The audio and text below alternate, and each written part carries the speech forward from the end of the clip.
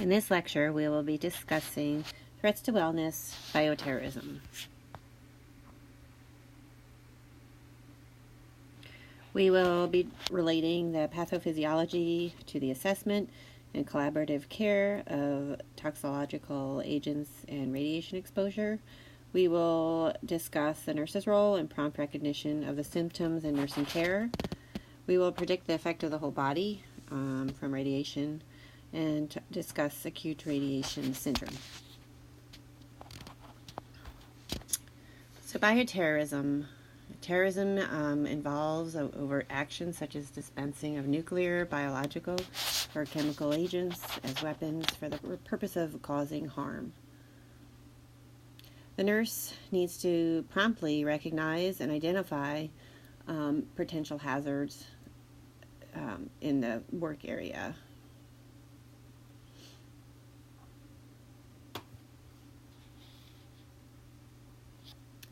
Ionizing radiation, such as the form of a nuclear bomb or damage to a nuclear reactor, can represent a serious threat to our environment, to the safety of our victims.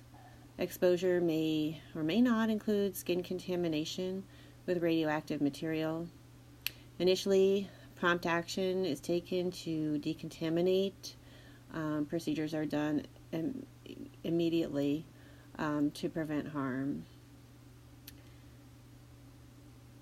Acute radiation syndrome develops after substantial exposure to an ionizing radiation and usually follows a predictable pattern.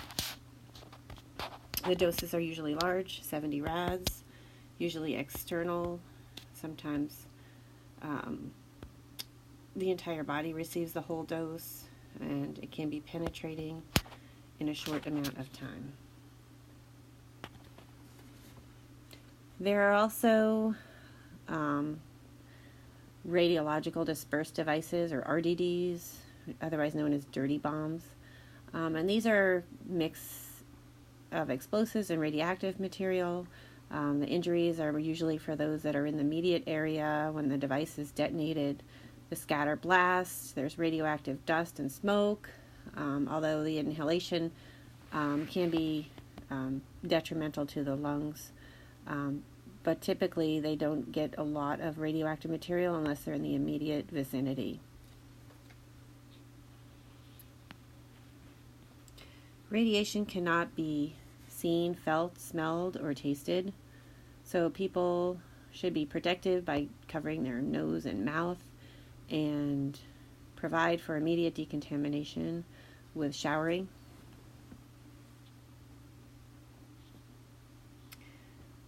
We are going to get a lot of this information from cdc.gov because Lewis, your textbook, gets outdated, and the most up-to-date information can be retrieved from the cdc.gov website, such as this: classic syndromes. Bone marrow syndrome results in the hemorrhage and infection.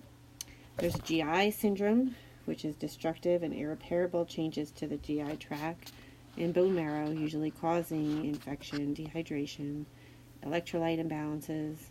Death usually occurs in 2 weeks. There are cardiovascular syndromes. Death usually occurs pretty quickly in 3 days, which is due to the collapse of the circulatory system, as well as increased pressure in the cranial due to inflammation, edema, vasculitis, and meningitis can also occur. These 4 stages of acute radiation syndrome can also be found on the cdc.gov website. First, there's the prodromal stage. This is when you have the nausea, vomiting, diarrhea, classic symptoms, anorexia, and these can occur from minutes to days following exposure. The symptoms may last episodically for several days. And there's a latent stage. In this stage, the patient looks and feels pretty healthy for a few hours or up to a few weeks. Then they can manifest in illness, which the symptoms, depending on the syndrome, can last from hours to months. Then either they're going to recover or the death will ensue. Most patients who do not recover will die within several months of exposure. The recovery process can last several weeks to years. Here is directly from the cdc.gov website. It just discusses the acute radiation syndrome. It's a guide for physicians, so you can take a look at this.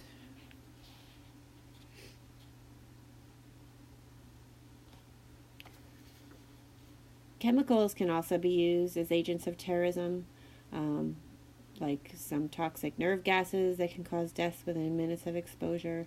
There are other things out there that can also cause damage, but we're just reviewing the most common ones.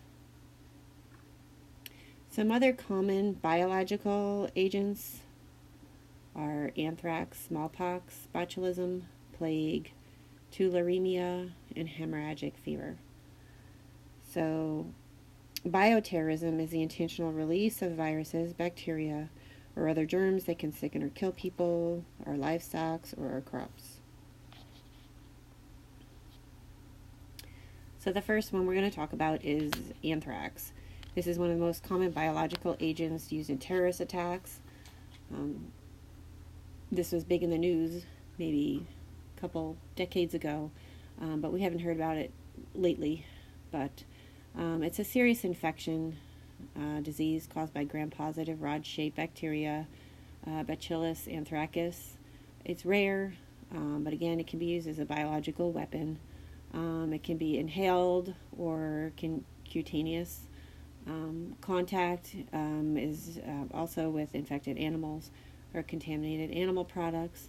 It's treated generally with Cipro antibiotics or doxycycline and some antitoxins. But anthrax vaccination can be given, but it's usually only to military for prevention of the known symptoms. So symptoms depends on how it's contracted, if it's cutaneous or inhaled. Inhaled can present with fever, chills, chest pain, shortness of breath, mostly respiratory issues, dizziness, confusion, nausea, vomiting, stomach pains, headache, sweats, tiredness, and body aches. And we have plenty of these antibiotics, so if we do get attacked, they're a pretty common antibiotic. The next one is botulism, and botulism is rare again, but can be used as a bioterrorist threat caused by a toxin that attacks the nerves. It's generally treated with an antitoxin. There are vaccines being studied, but there is nothing really out there that is effective as of yet. It is serious because it's a toxin that attacks the body's nerves. So symptoms usually start with weakness of the muscles that control the eyes, the face, and the nose and throat. And the weakness can spread to the arms, torso, and legs. It can weaken the muscles involved in breathing, which can lead to difficulty breathing and death. It can present very much like Guillain-Barré. And again, the treatment is an antitoxin. The plague. The plague is another serious disease that affects humans and other mammals. It's caused by Yersinia pestis bacterium. Humans get the plague after being bitten by a rodent or flea, and that's carrying the plague bacterium by handling an animal infected with the plague. The plague is infamous for killing millions of people in Europe in the Middle Ages. Today, modern antibiotics are usually effective in treating the plague. But without prompt treatment, it can be deadly. But very, not in any cases in the United States. But again, it can be used as a threat.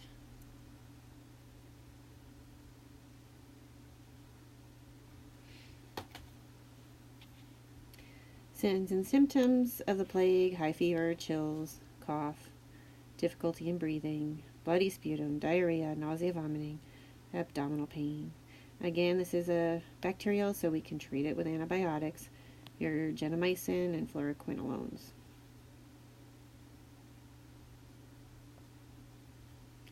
Smallpox. Now, smallpox is different because it is a virus. So we do have reduced incidence, and in fact it was claimed to be eradicated in 1980.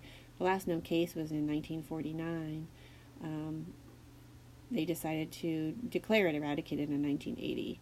So, but it is one virus that we do have a vaccine for, if you catch it early. If it's once the rash comes on, the vaccines will not be effective.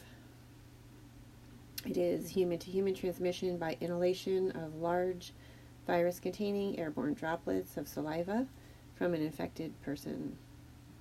In the incubation period, there are no signs and symptoms. Initially, you'll have high fever, body aches, and vomiting. Early onset, you may have small red spots on the tongue and in the mouth. At this point, the victim is most contagious. They will turn into pustular rashes and scabs. The scabs fall off. And now, once the scabs are fallen off, now the patient is no longer contagious. But we can still treat with the vaccine as long as the rash is not eradicated, and it would be an effective treatment, otherwise it loses its effectiveness. Tularemia. Tularemia is a potentially serious illness that occurs naturally in the United States. It's caused by the bacterium Francisella tularensis, found in animals, rodents, rabbits, hares. And signs and symptoms are sudden fever, chills, headaches, diarrhea, muscle aches, joint pain, dry cough, weakness.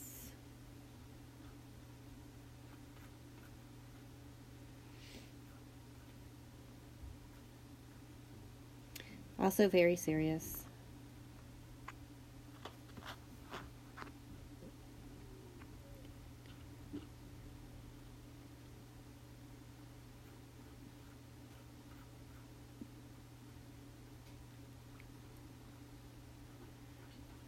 Okay, next we're going to talk about viral hemorrhagic fevers.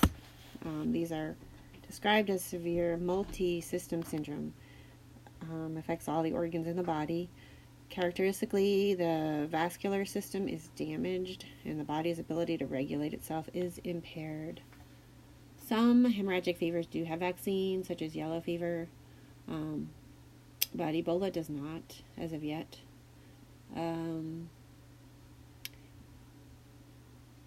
But they are viral in nature. Some antivirals are used to treat them, depending on the virus. So typically, the overall vascular system is damaged and the body's ability to regulate itself is impaired. The bleeding occurs, or hemorrhaging. However, the bleeding is really rarely life-threatening. Some types of hemorrhagic fever are mild and some are very severe and life-threatening. Usually transferred from animals to humans. No established cure for treatment. And very important to keep these patients isolated and use appropriate personal protective equipment in the hospital setting. Back when there was a big scare, a couple of years back, the hospitals screened patients, and they still do, to ask them if they've ever traveled outside of the United States, if they've ever been in contact with anybody with any of these hemorrhagic fevers.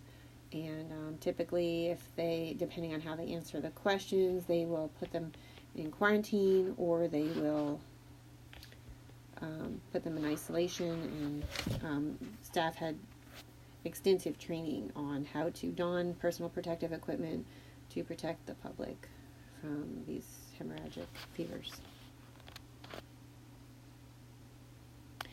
It is really important the nurse understands the prompt recognition of symptoms and nursing care related to all these toxicological agents. So it's very important we treat our patients and we take them seriously. The best way to understand what is going on, especially if you have a whole group of patients coming in at the same time with the same sort of symptoms, is to ask, what have they eaten, where have they been, and look at the signs and symptoms and treat accordingly. Early identification is key, and prompt recognition. Questions: which of the biological agents are not bacterial in origin? We know anthrax is bacterial, as well as botulism, plague, tularemia, and we know that smallpox is a virus, as well as hemorrhagic fever. Alright, this is the end of this component of bioterrorism.